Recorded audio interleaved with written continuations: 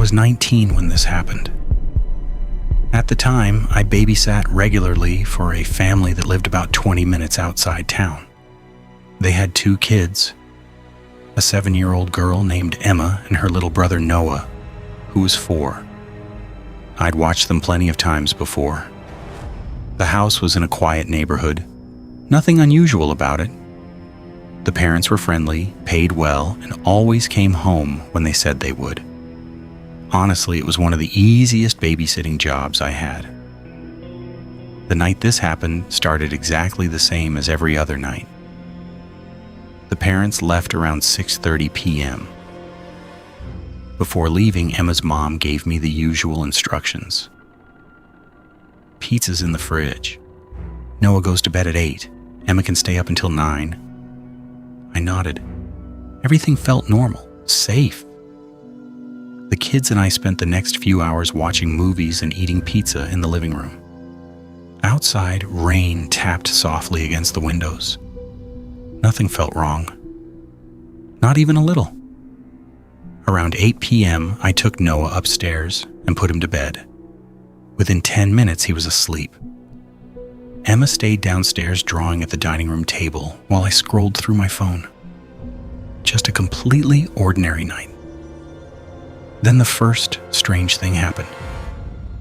I heard a faint metallic sound. Click. It sounded like a door latch. I looked toward the kitchen. Nothing. The sound had been so quiet that I wasn't even sure I'd heard it correctly. Maybe the house settling. Maybe the wind. I ignored it. A few minutes later, Emma looked up from her drawing. Did Daddy come home? I glanced at the clock. 8:20 p.m. No. I thought I heard the back door. I smiled. Probably just the rain. She shrugged and went back to coloring. At the time, I genuinely believed that, but about 15 minutes later, I heard it again. Click. This time, louder, definitely coming from the back of the house. I stood up. The kitchen was empty. The back door looked closed. Locked. I checked anyway, still locked, still secure. I remember feeling slightly embarrassed, like I was getting nervous over nothing. So I sat back down. For another 20 minutes, everything was quiet. Then Emma stopped drawing. She was staring toward the hallway. Her face looked serious. "What's wrong?" I asked. She didn't answer immediately. Then she said something that still gives me chills. "I think somebody's walking upstairs." I laughed nervously. "Noah's asleep." She shook her head. "No." The house became silent. I listened. Nothing, not a sound. I told myself she was imagining things. Kids do that, especially when they're tired. I turned the TV volume up slightly, trying to make the atmosphere feel normal again. But now I couldn't shake the feeling that something was off. Every little noise suddenly seemed louder. The refrigerator humming, rain hitting the windows, the creaking of wood. Then my phone buzzed. It was Emma's mom, just checking in. "Everything okay?" I almost told her about the noises, but it felt ridiculous. So I replied, "Everything's good." That was a mistake. Around 9 p.m., Emma was brushing her teeth upstairs while I cleaned the kitchen. That's when I noticed something strange. The back door. It wasn't fully closed anymore. It was open about an inch. I froze. I knew I'd checked it earlier. I was absolutely certain it had been locked. My first thought was that maybe Emma had gone outside. Maybe she forgot to close it. But when I checked, the backyard was empty. Rain soaked the patio. No footprints. Nothing. I locked the door again. This time I checked it twice. Then 3 times. I told myself I was overreacting. But my stomach felt tight. The kind of feeling you get before bad news. I went upstairs to tell Emma it was bedtime. She was standing in the hallway, not moving, just staring toward the end of the corridor, toward the guest room. "What are you doing?" I asked. She pointed. "I heard someone talking in there." I looked. The guest room door was slightly open, a crack of darkness. I walked over, opened it. The room was empty, nobody there, no open windows, nothing. I checked the closet, under the bed, every corner, empty. When I came back out, Emma looked unconvinced. "I still heard somebody." I forced a smile. "It's okay." But now my heart was beating faster. Because deep down, I believed her. I just didn't know why. After putting Emma to bed, I went downstairs. I locked every door, every window. Then I sat on the couch, listening, waiting. The house felt different now, not unsafe exactly, just wrong. At 9:40 p.m., I heard a sound directly above me, a footstep. Slow, heavy, one single step. I froze. Another step. Then, silence. My blood ran cold. Both kids were supposed to be asleep. I immediately called Emma's phone. The family had given her an old phone for emergencies. She answered sleepily.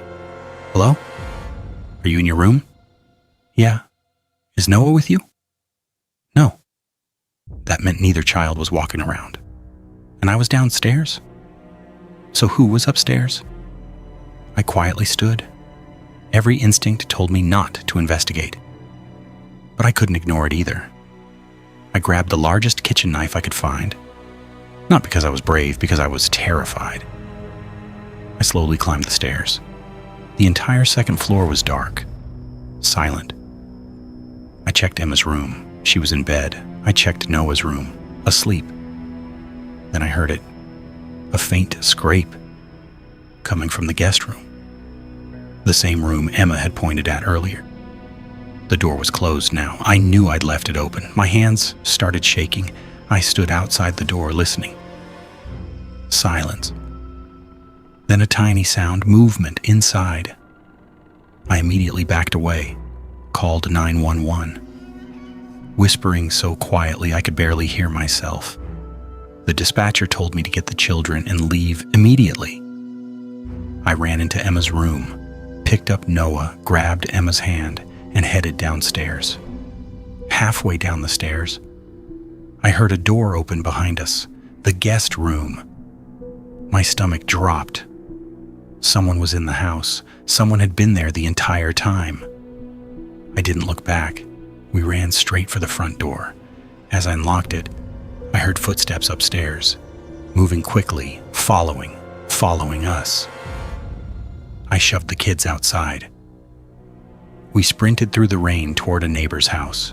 The neighbor opened the door instantly after seeing my face. We called police again from inside. The officers arrived within minutes. What they found shocked everyone. An adult man was hiding inside the attic access space connected to the guest room closet. Investigators believed he had entered through the back door earlier that evening. They weren't sure exactly when, but he had been inside for hours, listening, watching, moving around when he thought nobody would notice. The police later told us something that still bothers me. When they found him, he had a clear view of the upstairs hallway through a narrow opening, meaning he could see anyone walking past, including Emma, including me. The man had no connection to the family, no explanation, no reason for being there. Just a stranger hiding inside a house with 2 children. The parents came home immediately after police called them. Everyone was safe, physically. But none of us felt safe afterward. For months, I couldn't babysit anywhere. Every creak in a house made me nervous. Every unexpected noise felt significant. Even now, years later, one thing still sticks with me. Emma heard him first. Not me, not the adults, the child. And every warning sign was there. The strange noises, the moving door, the feeling that something wasn't right. I explained every single one away. Because normal explanations are comforting, but sometimes the reason something feels wrong is because it actually is. And sometimes, while you're sitting comfortably in what feels like a safe house, someone else may already be inside,